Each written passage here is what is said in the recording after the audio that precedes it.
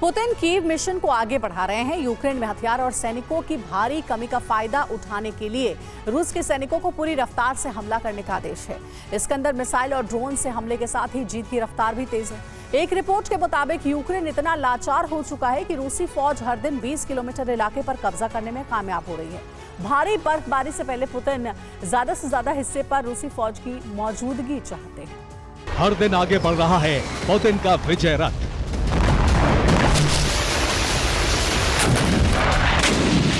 और हर दिन यूक्रेन की जमीन पर बढ़ता जा रहा है रूसी सेना का कब्जा।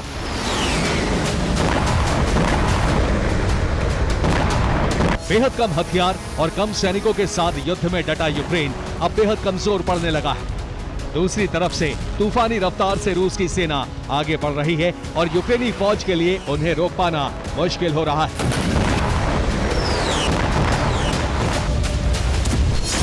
रिपोर्ट के मुताबिक रूस की सेना हर दिन 20 किलोमीटर आगे बढ़ रही है। पोक्रोवस्क में रूसी सेना जीत के बेहद करीब पहुंच चुकी है। पोक्रोवस्क में रूसी सेना की दूरी अब सिर्फ 5 किलोमीटर है।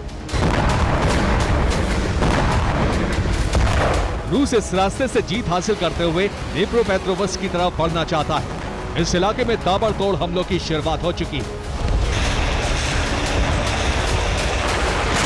एयर डिफेंस न होने की वजह से इस इलाके में ताबड़तोड़ ड्रोन से प्रहार हो रहा है। ड्नीप्रोपेट्रोव्स्क में गुरुवार को 2 इस्कंदर मिसाइलों से हमला हुआ। यूक्रेन में एक ही दिन में 44 बार ड्रोन हमले किए गए। रूस ने कीव, खार्किव, ओडेसा को टारगेट किया है।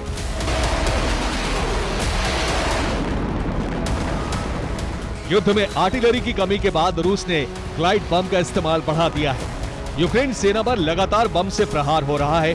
खास तौर से डोनेट्स्क और कुर्स्क में ग्लाइड बम का सबसे अधिक इस्तेमाल हो रहा है।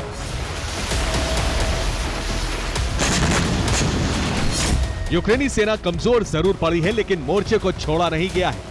यूक्रेनी सेना का दावा है कि टोरेस्क पर फिर से यूक्रेन का कब्जा हो गया है। रूस की सेना को चासिव यार में संघर्ष करना पड़ रहा है। रूस ने डोनेट्स्क में सैनिकों की तैनाती को बढ़ाया है।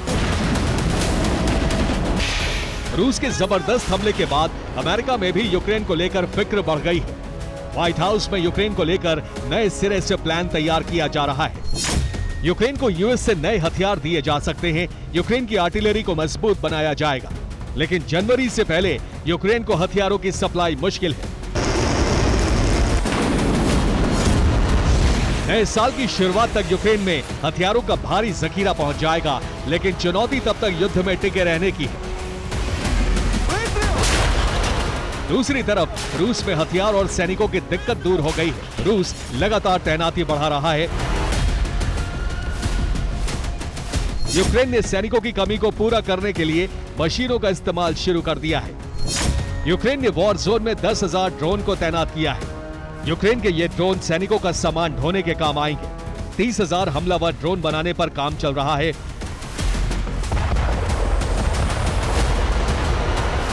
यानी युद्ध में अब यूक्रेन सैनिकों से अधिक ड्रोन की मदद लेने वाला है। जल्दी रूस के खिलाफ यूक्रेन के 40,000 ड्रोन युद्ध में शामिल होंगे। यूक्रेन में ड्रोन का प्रोडक्शन भी तेजी से चल रहा है। इस बीच रूस ने यूक्रेन पर प्रतिबंधित जहरीले केमिकल के इस्तेमाल का आरोप लगाया है। यूक्रेन के एक कर्नल को आरोपी भी बनाया गया है। रूस का आरोप है कि क्लस्टर बम के जरिए बैन हथियारों से यूक्रेन ने कुर्स्क में हमले किए। रूस के हमलों के बीच यूक्रेन का प्रहार भी जारी है।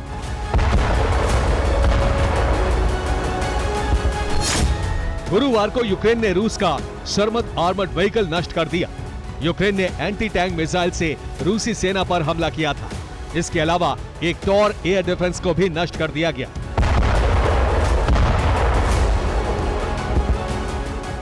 खार्किव में भी यूक्रेन ने मजबूत स्थिति हासिल कर ली है और रूसी सेना के हमलों को रोकने में कामयाब रही है। रूसी सेना की कोशिश है कि नए साल में रूसी प्रेसिडेंट को जीत का बड़ा तोहफा दिया जा सके। बर्फबारी की रफ्तार भी अब और तेज होने लगी है। इससे पहले कोशिश है कि रूस अधिक से अधिक इलाकों तक पहुंच सके और उस पर कब्जा हो सके।